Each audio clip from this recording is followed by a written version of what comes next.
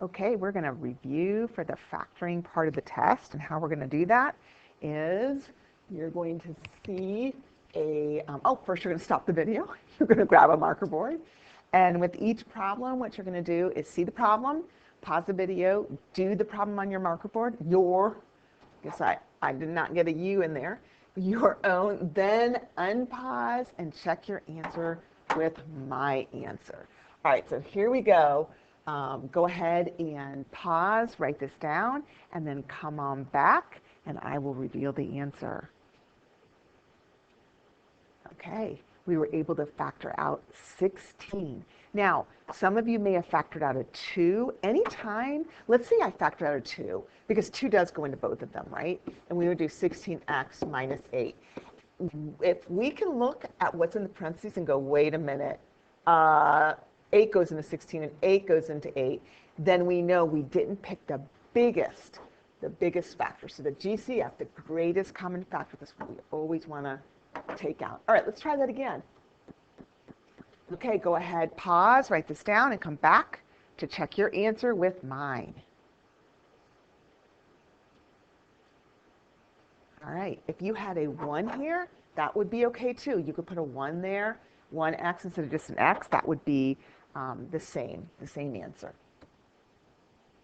Okay, so factor by grouping. Let's see if you remember how to do this. So go ahead and pause, write it down on your marker board, and come on back. Check your answer with mine. All right, here we go. Hopefully you got that. If you didn't, pause the video and kind of see what I did. See how I grouped this group together and that group together. And if you need more, you can always go back to the video where I taught factor by grouping. All right, let's try another one of those. Go ahead and pause and then come back. All right, hopefully you have this done. Go ahead and compare your answer with mine. Okay. All right, here's one that I actually want us to do together because I don't think we've done one like this in class. And it's going to look a little funny. So let's just do it together because you're going to see something like this on the test, and I don't want you to think you're doing anything wrong. So we're going to group this first group together, right? And we see that, 2 is the biggest number that goes into both 6 and 14. And then, of course, x squared, we're going to pull that out. And we're going to have what left? We're going to have a 3x minus a 7, right? And then when we come over to this part, let's do a different color. So when we come over to this part, we're like, wait a minute. There's nothing that goes into 3 and 7 except for 1. So sometimes this is going to happen. We're actually going to factor out a 1, and that's going to feel really weird, right? But 1 does go into 3x, right? So 3x divided by 1 is 3x, and negative 7 divided by 1 is negative 7. So that was the weird thing. And so we know what to do from here, right? We see this is the same in this term, and that's the same in that term. So we factor out the 3x minus 7, and then what's left is the 2x squared and the plus 1. Don't forget that positive 1. So I wanted you to see that. We'll practice that more in class too. Okay, so here we go. Now we just have a trinomial. We want to set up our 2 parentheses, pause the video and come back. And now go ahead and check it with my answer. Hopefully you got that right. Okay, here's something new. Now it's new for 2024, my class in 2024, so it may not be new to other people that are watching this. And if so, you could speed this ahead. But in my class so far, we haven't seen where we have a negative here. We've just seen, see the last problem we just did? Both our signs were positive. And so this is a little bit harder to do. We're going to do it in the same way, though, that we've been doing. Once again, if you like that x factor, the x thing, whatever you call it, do that. I'm going to do still my guess and check. So x squared, I know I have to put an x times an x, right? That's going to give me x squared. Now, this is where it gets a little tricky. I need to find 2 numbers that add to equal a positive 40. I'm sorry, that multiplied equal a positive 40. But add to equal a negative 14. And I think about 40 and 14, I'm like, yeah, 10 and 4 really stand out, right? We know we're going to have a 10 and we're going to have a 4. But the funny thing is how can we have two numbers that multiply to equal a positive but add to equal a negative? The only way that can happen is if they're both negative. Do you agree? Negative 10 times negative 4, that's positive 40. Negative 10 plus negative 4, that's negative 14. All right, so this is our answer. So it's the same idea. It's just now we have to pay attention to what do we put a plus or do we put a minus? So go ahead. It says if you know how to do the next few problems, pause the video and do it on your own. Then check back in. And so, oh my goodness, I did not cover these. Okay, so I'm going to pause and I will be right back. Okay, so I'm back. Whatever, you saw the answer, so let's just keep going. The reason why this works is that negative 2 times negative 11 is positive 22, right? But negative 2 plus negative 11 is negative 13.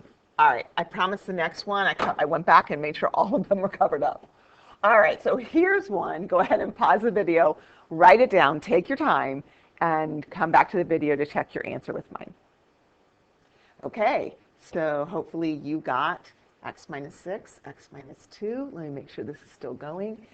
Yes, it is. Okay, so let's keep going. Let's do this again. Go ahead, pause the video, and come back when you're ready to check your answer with mine. Now remember, you're doing this on marker board, or if you're watching this at home, you can do it on paper, obviously. All right, you're back. Go ahead and let's check your work with mine. Hopefully you got the same thing. If not, pause the video and figure out why this works, right? Negative 6 times negative 5 is positive 30. Negative 6 plus negative 5 is negative 11. All right, this one looks different. So let's stop and do this together. So this time we have a positive here, but we have a negative here, all right? So let's think about it. When we go ahead and do our work, we know x squared means we've got an x here and an x here. Okay, let's think about it. We're picking two numbers such that the one number times the other number is negative. So we know the only way to get a negative when we're multiplying numbers is one of them has to be positive and one of them has to be negative. All right, so we can even do that. We can say, I know one's going to be positive and I know one's going to be negative. So now let's think of the two numbers. When I think about 10, I think of 1 times 10, which obviously isn't going to add up to 3, or 2 times 5. So let's look at 2 and 5. All right, one has to be positive, one has to be negative. That means either the 2 is positive and the 5 is negative, or the 2 is negative and the 5 is positive. Both of them, when you multiply, equal negative 10. But when you add these two together, let's see, 2 minus 5, that's a negative 3. We don't want a negative 3, do we? Negative 2 and a positive 5, right, together, that's going to add to equal a 3. So this is our winner. The 2 has to be the negative one, and the 5 has to be a positive one. Let's stop and check again. 5 times negative 2 gets us back to our negative 10. 5 minus 2 gets us back to our 3. All right, so let's go ahead. Same game we've been playing, whether you do the X thing or my way. So let's go ahead and go through these, pause, do it on your marker board, and check with me. Okay, you're back. Let's see if you got the same thing. Oh, see if you got the same thing that I did.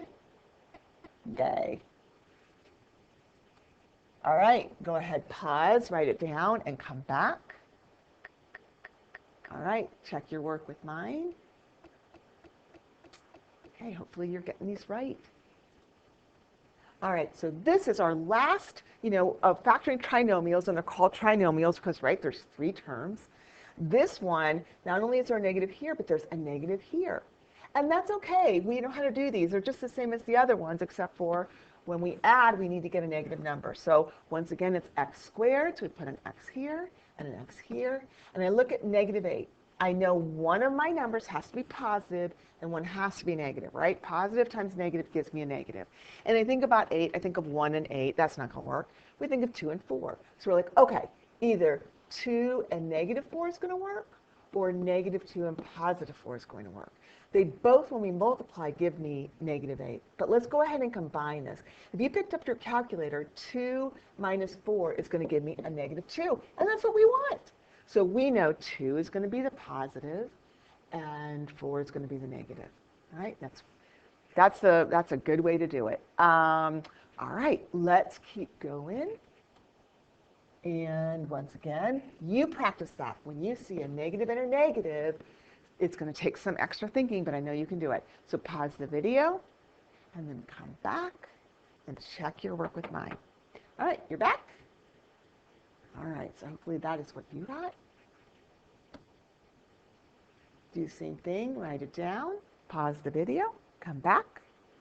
All right, check your work with mine. Hopefully that's what you got. And if you did, pat yourself on the back or say yay. All right, one more of these. I have a lot of these. All right, pause the video, write it down, come back, and let's check your answer with mine. All right. Okay. This is new for my class in 2024, and so if you're watching this video and you're like, I know what this is, well then, you can probably skip ahead a little bit. So this is what we call the difference of two squares. X squared is a square, and 100 is a perfect square. What times of itself gives me 100? 10 does, right? So another way to write 100 is 10 squared. So that's why this is called the difference of two squares, right? And they're fun because when you see them, first of all, they look different, right? Because instead of 3 terms, there are only 2. And when we say the word difference, that means it's because we have that subtraction sign. So when you see 2 terms and they're both squares, and we'll talk about that as we're doing it, and you see the minus, you have a difference of 2 squares. So here we go. So x squared, what's the square root of x squared? So, you can't do it on your calculator, but basically the square root saying what times itself equals x squared. And that's x, right? X times x equals x squared. That's what makes x squared be a square, a perfect square. All right, and let's think about 100. What times 100, what times itself gives you 100? Well, 10, right? We're going to put 10 there and a 10 there. Now, the big question is, what do we put in between the x and the 10? Well, we're going to put a plus, and we're going to put a minus. Now, it doesn't matter if you put the minus in the first group and the plus in the second group. This is our answer right here. Now, I want to show you. So this is our answer. I'm going to keep working, but I want you to know this is what you're going to write down on the test. That is your answer. But if I kept going, if I kept working, I could get back. Remember how we say, this isn't a trinomial, but it's a quadratic, and this is factored form. So if we distribute factored form, we should get right back to x squared minus 100. Let's see if that happens. X times x is x squared. X times negative 10 is negative 10x. 10 times x is positive 10x.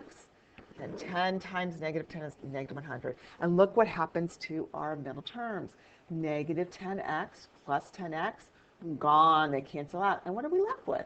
That's right. We are left with x squared minus 100. But once again, they're asking us to factor, so this is our answer here. We just went ahead and distributed to make sure we actually did it right. You can always do that on the test too. All right, so this is another difference of two squares, and it doesn't say it here, but it should say factor. All right, pause and come on back and check your work. All right, let's check your work with mine, and hopefully you've got that. All right, let's do another one. Pause, come on back. All right, hopefully you've got that same thing. And one last time. Pause and come back. And let's check your work with mine. Yay! All right, one last, oh gosh, there's another one. Okay, pause, come on back, check your work with mine. Okay, I think that's it, but don't go away. You have seen every single, well, not every single problem on the factoring part of the test because I can't cheat. I can't, write the problems that are in the test. But you've seen the same types of problems. I've changed the numbers up, but it's exactly what your factoring part of the test is going to look like. So anytime you need a review, you can always come back to this video. All right, thanks for joining me. I will see you in class.